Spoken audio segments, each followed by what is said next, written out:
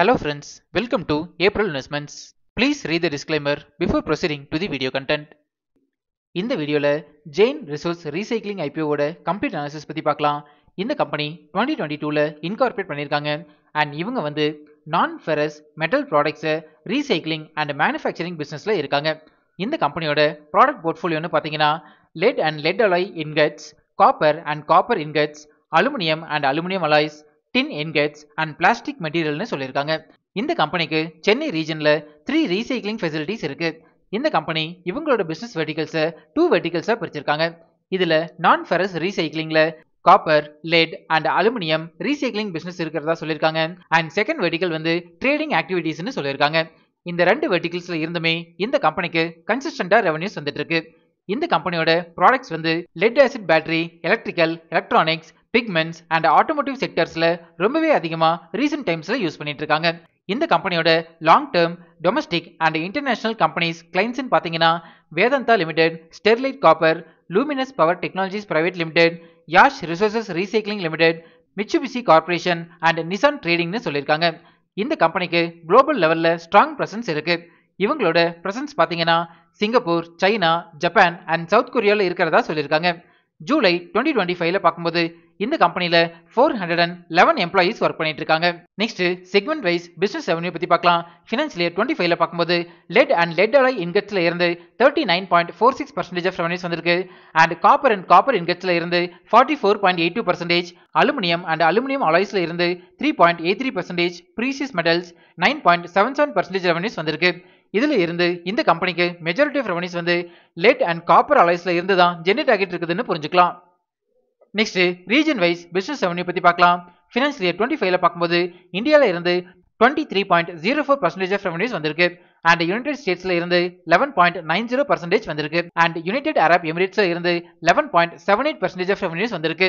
And remaining regions ஆன Malaysia, Kuwait, United Kingdoms and அதர்ஸ்ல இருந்து சிங்கிள் டிஜிட் ரெவன்யூஸ் தான் ஜெனரேட் ஆகிட்டு இருக்குதுன்னு புரிஞ்சுக்கலாம்.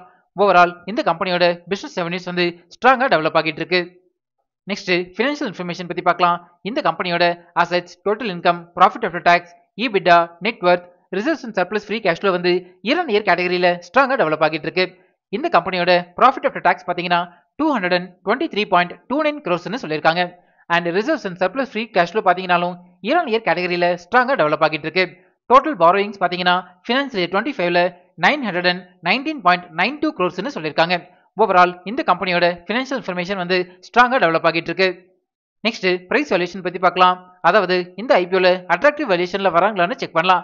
இந்த பிரைஸ் வேல்யூஷன் கால்குலேட் பண்றதுக்கு நம்ம யூஸ் பண்ற ஒன் ஆஃப் தி மெத்தட் வந்து price to earnings ratio calculation. ஒரு ஸ்டாக்கோட PE ரேஷியோ கால்குலேட் பண்றதுக்கு 2 இன்புட்ஸ் தேவைப்படும். இதுல ஃபர்ஸ்ட் இன்புட் வந்து ஐபிஓ பிரைஸ். இந்த ஐபிஓவோட லோயர் பிரைஸ் பேண்ட் 220 rupees சொல்லியிருக்காங்க. அண்ட் ஹையர் பிரைஸ் பேண்ட் வந்து 232 rupees per share சொல்லியிருக்காங்க. இது வந்து டிமாண்டபிள் மெயின் போர்டு ஐபிஓ அப்படிங்கிறதுனால ஹையர் பிரைஸ் பேண்டை நம்ம கன்சிடரேஷனுக்கு எடுத்துக்கலாம். அண்ட் செகண்ட் இன்புட் வந்து earnings per share. இந்த EPSனா என்ன, இதோட அப்ளிகேஷன் என்ன அண்ட் இதை எப்படி கால்குலேட் பண்றது அப்படிங்கிற டீடைல்டு வீடியோ நம்ம சேனல்ல நான் ஆல்ரெடி பப்ளிஷ் பண்ணியிருக்கேன். அந்த வீடியோவை இதோட எண்ட் கார்டு அண்ட் டிஸ்கிரிப்ஷன்ல தரேன், நீங்க ரெஃபர் பண்ணிக்கோங்க. இந்த கம்பெனியோட earnings per share வந்து இயர் ஆன் இயர் கேட்டகரியில ஸ்ட்ராங்கா டெவலப் ஆகிட்டு இருக்கு. ஜென்ரலா ஒரு கம்பெனியோட EPS டெவலப் ஆகிறது அந்த கம்பெனிக்கு பாசிட்டிவான அப்டேட்னு புரிஞ்சுக்கலாம்.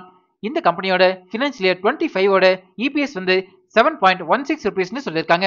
இந்த 2 இன்புட்ஸை யூஸ் பண்ணி இந்த ஸ்டாக்கோட PE ரேஷியோ கால்குலேட் பண்ணீங்கன்னா 32.40 வரும். இப்போ இந்த ஸ்டாக் PE ரேஷியோவை ரீசைக்ளிங் அண்ட் மெட்டல் மேனுஃபேக்சரிங் இண்டஸ்ட்ரியோட ஆவரேஜ் PE ரேஷியோட கம்பேர் பண்ணலாம். ஆவரேஜ் PE ரேஷியோ வந்து 46.45 சொல்லியிருக்காங்க. இண்டஸ்ட்ரி ஆவரேஜ் PE ரேஷியோட கம்பேர் பண்ணும்போது ஸ்டாக் PE ரேஷியோ வந்து கம்மியா தான் இருக்கு. இந்த ரீசன்னால அட்ராக்டிவ் வேல்யூஷன்ல வராங்கன்னு புரிஞ்சுக்கலாம். நம்ம டெலிகிராம் சேனலோட டிஸ்கிரிப்ஷன் வந்து இப்படிதான் மென்ஷன் ஆகிருக்கும்.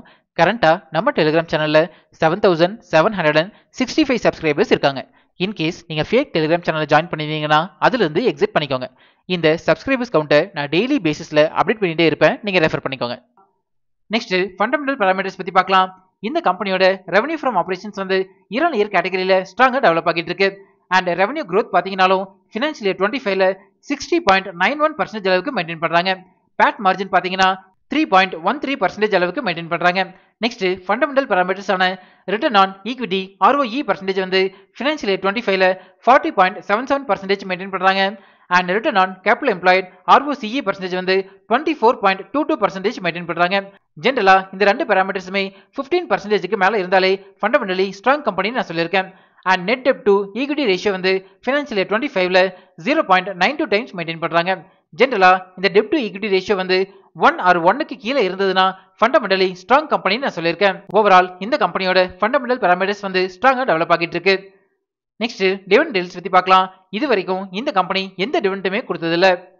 நெக்ஸ்ட் பியர் அனாலிசிஸ் பத்தி பார்க்கலாம். மெட்டல் மேனுஃபேக்சரிங் அண்ட் ரீசைக்ளிங் பிசினஸ்ல இந்த கம்பெனிக்கு லிஸ்டட் பியர்ஸ் பாத்தீங்கன்னா Gravita India limited and Pondy oxides and chemicals limited.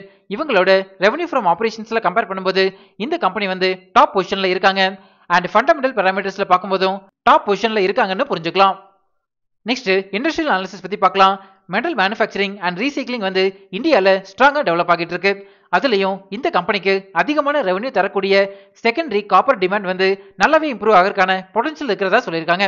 Financial year 30யோட projection படி பார்க்கும்போது இந்த இண்டஸ்ட்ரி வந்து 13 to 14% CAGRல டெவலப் ஆகிறதுக்கான சான்ஸ் இருக்கிறதா அப்டேட் சொல்லியிருக்காங்க. நெக்ஸ்ட் ரிஸ்க் ஃபேக்டர்ஸ் பத்தி பார்க்கலாம். நான் அனலைஸ் பண்ண வரைக்கும் இந்த கம்பெனில one of the important risk factors பாத்தீங்கன்னா ஃபினான்ஷியல் இயர் 25ல இவங்களோட அட்ரிஷன் ரேட் வந்து மோர் தென் 24.60% இருக்கு. ஜெனரலா டெவலப்டு கம்பெனிஸ்ல இந்த அட்ரிஷன் ரேட் வந்து 10% தான் இருக்குன்னு புரிஞ்சுக்கலாம். Next objects of the issue பத்தி பார்க்கலாம். இந்த ஐபிஓல இருந்து ஜெனரேட் ஆகிற ஃபண்ட்ஸை இந்த கம்பெனியோட எக்ஸிஸ்டிங் பாரோயிங்ஸை செட்டில் பண்றதுக்கு யூஸ் பண்ண போறதா சொல்லியிருக்காங்க. நெக்ஸ்ட் ஐபிஓ டீடைல்ஸ் பத்தி பார்க்கலாம். இந்த ஐபிஓ செப்டம்பர் 24 சப்ஸ்கிரிப்ஷனுக்கு ஓபன் ஆகுது அண்ட் 26 க்ளோஸ் ஆகுது. Face value ₹2 per share and ஒரு லாட்டுக்கு 64 ஷேர்ஸ் வரைக்கும் நீங்க அப்ளை பண்ணலாம். இந்த ஐபிஓவோட டோட்டல் இஷ்யூ சைஸ் வந்து 1250 crores. நெக்ஸ்ட் இம்பார்ட்டன்ட் டைம்லைன் பத்தி பார்க்கலாம். செப்டம்பர் 29 டென்டேட்டிவ் அலாட்மெண்ட் வந்துடும். நம்ம டெலிகிராம் இன்ஸ்டாகிராம் சேனல்ல நான் லிங்க் அப்டேட் பண்றேன், நீங்க ரெஃபர் பண்ணிக்கோங்க. அக்டோபர் 1 வந்து லிஸ்டிங் டேட்னு சொல்லியிருக்காங்க. நெக்ஸ்ட் ப்ரொமோட்டர் ஹோல்டிங் பத்தி பார்க்கலாம். கரண்டா 89.96% ஹோல்டு பண்றாங்க. And post issue share holding பத்தி எந்த ஒரு அப்டேட்டுமே கொடுக்கல. போஸ்ட் இஷ்யூ ஷேர் ஹோல்டிங் வந்ததுமே நம்ம டெலிகிராம் சேனல்ல நான் அப்டேட் பண்றேன். யூசுவலா போஸ்ட் இஷ்யூ ஷேர் ஹோல்டிங் வந்து 75%க்கு கீழே இருந்ததுன்னா ஸ்டாக் லிஸ்ட் ஆகி 1 இயருக்கு அப்புறம் ஸ்ட்ராங் செல்லிங் பிரஷர்ல வராதுன்னு புரிஞ்சுக்கலாம். நெக்ஸ்ட் ஜெயின் ரிசோர்ஸ் ரீசைக்ளிங் ஐபிஓவோட ஏப்ரல் இன்வெஸ்ட்மெண்ட்ஸ் ரிப்போர்ட் கார்டு பத்தி பார்க்கலாம். Company portfolio, financial results, fundamentals, price valuation and peer கம்பேரிசனுக்கு பாசிட்டிவ் ரேட்டிங் கொடுத்திருக்கேன். Issue type and business risk ஃபேக்டர்ஸ்க்கு நியூட்ரல் ரேட்டிங் கொடுத்திருக்கேன். கரண்டா இந்த ஐபிஓ வந்து ₹19 பாசிட்டிவ் ஜிஎம்பில ட்ரேட் ஆகிட்டு இருக்கு. அதாவது ஆல்மோஸ்ட் 8.19% அளவுக்கு லிஸ்டிங் கெயின் கொடுக்கறதுக்கான சான்சஸ் அதிகமாகவே இருக்கு. பட் இந்த ஜிஎம்பி வேல்யூ வந்து நிஃப்டி 50யோட ஃபிளக்சுவேஷன்ஸ்க்கு ஏற்ற மாதிரி மாடிஃபை ஆகிட்டு இருக்குன்னு புரிஞ்சுக்கலாம். இந்த ஜிஎம்பி வேல்யூவோட டைம் டு டைம் அப்டேட்ஸ் நம்ம டெலிகிராம் சேனல்ல நான் ஷேர் பண்ணிட்டே இருப்பேன், நீங்க ரெஃபர் பண்ணிக்கோங்க. ஃபைனலா நான் வந்து இந்த ஐபிஓல என்னோட ஃபேமிலி மெம்பர்ஸோட 4 டிமேட் அக்கௌண்ட்ல இருந்துமே நான் அப்ளை பண்ண போறேன். நீங்க இந்த ஐபிஓல அப்ளை பண்ண போறீங்களா இல்லையா அப்படிங்கறத நம்ம கமெண்ட்ஸ்ல சொல்லுங்க. இப்போ நம்ம சேனல் வந்து இன்ஸ்டாகிராம்லயும் ஆக்டிவா இருக்கும். ஸ்கிரீன்ல தெரியற இந்த லிங்கை ஸ்கேன் பண்ணி இன்ஸ்டா சேனல்ல ஃபாலோ பண்ணிக்கோங்க. இன்ஸ்டாகிராம்ல உங்களோட டவுட்ஸ் அண்ட் பர்சனல் மெசேஜஸை எனக்கு டைரக்டாவே சென்ட் பண்ணுங்க. நம்ம இன்ஸ்டால டிஸ்கஸ் பண்ணலாம்.